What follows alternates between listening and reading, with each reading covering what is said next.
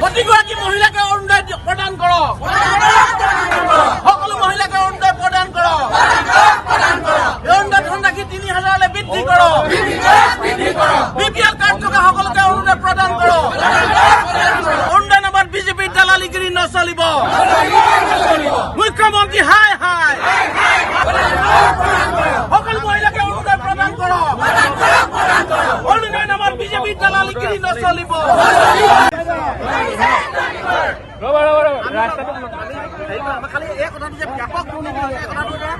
আমি তাৰ তদন্ত কি কৰিব লাগে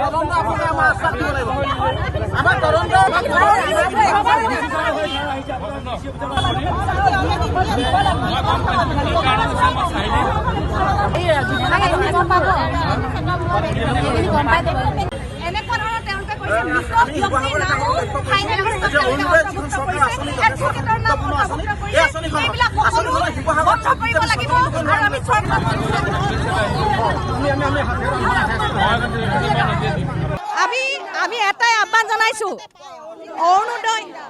অৰুণোদয় পুনৰ শুদ্ধভাৱে যিটো বিসংগতি দেখা গৈছে সেইবোৰ সকলো কেঞ্চেল কৰিব লাগিব আৰু পুনৰ শুদ্ধভাৱে অৰুণোদয় যিখন ফাইনেল লিষ্ট ওলাইছে সেইখন শুদ্ধভাৱে দিয়াৰ ব্যৱস্থা কৰক শিৱসাগৰ সমষ্টিত বিশেষভাৱে। আৰু যিবিলাক বঞ্চিত মহিলা, যিবিলাক দৰিদ্ৰ বঞ্চিত মহিলা, সেই সকলোবিলাকে ইয়াত পাব লাগিব, কোনো দল ৱাইজ নহয়। আমি প্ৰতিগৰাকী মহিলাৰ কাৰণে আজি ওলাই আহিছোঁ আৰু প্ৰতিগৰাকী মহিলাই অৰুণোদয় আঁচনিত অন্তৰ্ভুক্ত হ'ব লাগিব, কাৰণ মাননীয় মুখ্যমন্ত্ৰী মহোদয়ে কৈছিলে যে ৰেচন কাৰ্ড থকা প্ৰতিগৰাকী মহিলাই অৰুণোদয় পাব।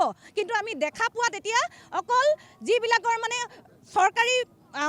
যিবিলাক চৰকাৰী প্ৰতিনিধি হৈছে বা যিবিলাক চাৰ্কুল অফিচাৰৰ লগত চিনাকি, সেই সূত্ৰেহে এইবিলাক বা পঞ্চায়তৰ মানুহৰ লগত চিনাকি তেওঁলোকৰ নাম সোমাইছে, কিন্তু বাকী অন্য মহিলা যিবিলাক কাৰো কোনো ওলাই নহা কিছুমান দৰিদ্ৰ মহিলা থাকি গৈছে। গাইডলাইন ভাইলেণ্ট নাই হোৱা, মোৰ ওচৰত গাইডলাইন আছে, মই আপোনালোকক দেখাই দিছোঁ। ইয়াত এটা আছে যে ইয়াত টেম্পৰাৰী যিবিলাক ইউনিভাৰ্চিটি কলেজ যিখন বা higher secondary contractual and temporary যিবিলাক ছাৰ্ভিচ কৰা মহিলা সেইবিলাকে পাব নালাগে বুলি কৈছে, কিন্তু পিয়ৰলি প্ৰাইভেট যিবিলাকে এনেই শংকৰদেৱ স্কুল বা জাতীয় বিদ্যালয় বা সাধাৰণ এখন জুনিয়ৰ কলেজত কৰি আছে, সেইবিলাক মহিলা ২০০০ বা ১০০০ টকা তেওঁলোকে নিস্বাৰ্থভাৱে কাম কৰি আছে, শিক্ষাদান কৰি আছে, সেইবিলাক মহিলাক কাটি দিছে, কাৰণ তেওঁলোকে বুজিয়ে পোৱা নাই কণ্ট্ৰেক্সুৱেল ঠিকাভিত্তিক টেট শিক্ষক বা ঠিকাভিত্তিক তেওঁলোকে যিবোৰ হাইস্কুলৰ শিক্ষক সেইবিলাকক কাটিব লাগে। টেম্পৰাৰী মিনছ যিবিলাকে চৰকাৰী ইনষ্টিটিউশ্যনত টেম্পৰাৰীভাৱে এটা চাকৰি কৰি আছে, অস্থায়ীভাৱে নিযুক্তি পাই আছে, সেইবিলাকক কাটিব লাগে, কিন্তু তেওঁলোকে সাধাৰণভাৱে ১০০০ টকা পাই প্ৰাইভেট ইনষ্টিটিউশ্যনত কৰা সকলো মহিলাক নাম কাটি দিছে। তেতিয়াহ'লে গাইডলাইন আমি ফ'ল' কৰিছে বুলি কেনেকৈ ক'ম? আৰু লয়াৰৰ কোনো নহ'বই, উকিল কেতিয়াও নহ'ব, কিন্তু ইয়াত লয়াৰৰ অন্তৰ্ভুক্ত আমাৰ ওচৰত সম্পূৰ্ণ প্ৰমাণ সহকাৰে আছে, তথ্য আছে। সঁচাকৈ প্ৰত্যেকখন পঞ্চায়ততে অৰুণোদয় নামত ব্যাপক দুৰ্নীতি হৈছে। প্ৰত্যেকখন পঞ্চায়ততে বিজেপিৰ চামচাসকলে, বিজেপিৰ অনুগামীসকলক আমি যাতে অগ্ৰাধিকাৰ পোৱা আমি লক্ষ্য কৰিছোঁ। আমি এটা কথা লক্ষ্য কৰিছোঁ, ইয়াৰ নামত আমি উপায়ুক্তৰ হস্তক্ষেপ বিচাৰিছোঁ, উপায়ুক্তৰ হস্তক্ষেপ বিচাৰিছোঁ অতি সোনকালে বিষয়টো। প্ৰত্যেকখন পঞ্চায়ততে ইয়াত ব্যাপক দুৰ্নীতি হৈছে।